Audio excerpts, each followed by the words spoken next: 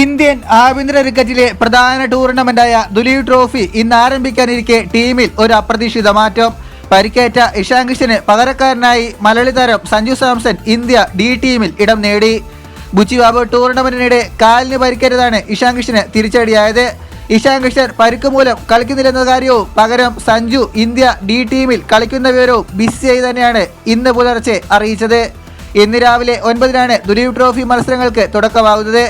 കിഷനെ പകരക്കാരനായി സഞ്ജു സാംസനെ നിയമിച്ചിട്ടുണ്ടെങ്കിലും ആദ്യ റൗണ്ടിൽ കളിക്കുന്ന കാര്യം കണ്ടറിയണം.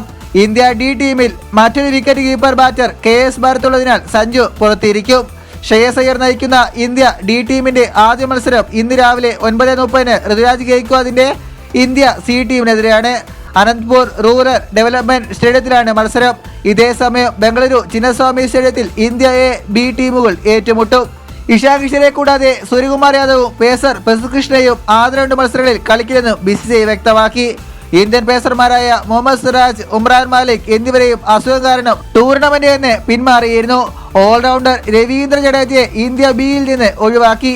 എന്നാൽ കാരണം വ്യക്തമാക്കിയിട്ടില്ല. പേസർ നവനീത് സൈനി ഇന്ത്യ ബിയിൽ നിന്ന് സിറാജിന് പകരക്കാരനായി എത്തി. പുതുച്ചേരി പേസർ ഗൗരവ് യാദവ് ഇന്ത്യ സിയിൽ മാലിക്കിന് പകരക്കാരനായി എത്തി. ഇതുപോലുള്ള പുതിയ വാർത്തകൾക്കായി ചാനൽ ഇപ്പോൾ തന്നെ മറക്കാതെ സബ്സ്ക്രൈബ് ചെയ്ത് വയ്ക്കുക.